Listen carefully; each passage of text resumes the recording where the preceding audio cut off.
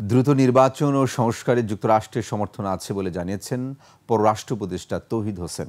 প্রধান উপদেষ্টাকে মার্কিন পররাষ্ট্রমন্ত্রীর আলাপের ভিত্তিতে এই সমর্থনের কথা জানান তিনি। এছাড়া বাংলাদেশে জাতিসংঘের আবাসিক কার্যালয় খোলার বিষয়টি এখনও খসড়া পর্যায়ে রয়েছে বলেও জানান উপদেষ্টা। আকবর হোসেন সুমনের রিপোর্ট।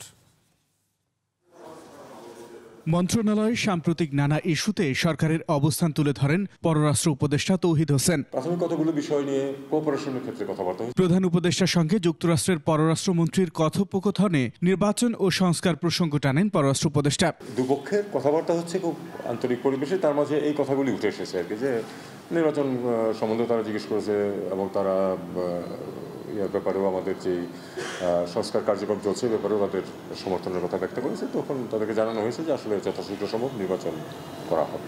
বাংলাদেশে জাতিসংঘের আবাসিক কার্যালয় স্থাপনের খসড়া আদান প্রদান শেষ না হলেও 3 বছর মেয়াদের ব্যাপারে দুই পক্ষ একমত হয়েছে বলে জানান তিনি। কিছু পরিবর্তন আছে তাদের দেয়া যে ড্রাফট, এবং যেটা অনেকটাই আমরা এগ্রি করেছিলাম, সেই পরিবর্তনগুলি তারা যদি গ্রহণ করে তাহলে একটু তাড়াতাড়ি হবে। যদি তারা গ্রহণ না করে, তারা যদি আবার বলে যে না এটা পরিবর্তন করুন, আমরা তখন দেখবো যে সেটা পরিবর্তন করা যাবে কিনা। 3 বছরের ব্যাপারে দুই পক্ষ এগ্রি করেছে, 2 বছরের মাথায় গিয়ে সেটা রিভিউ করা যাবে।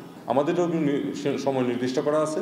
তারপরে যদি সরকার পরবর্তী পর্যায়ে সরকার যদি মনে করে যে এটা কার্যকর হচ্ছে এবং থাকা উচিত আরো বেশি সময়, তাহলে থাকবে, না হলে থাকবে না। ভারতের সঙ্গে গঙ্গা চুক্তি বাস্তবায়নে 30 বছরেও কোনো ইতিবাচক সাড়া মেলেনি বলে আক্ষেপ করেন পররাষ্ট্র উপদেষ্টা। কাজে এখানে টালবাহানার কোনো ব্যাপার নেই। ব্যাপারটা হলো দ্বিপাক্ষিকভাবে এটাকে সমাধানের চেষ্টা করতে হবে। আকবর হোসেন সুমন, 21 টেলিভিশন, ঢাকা।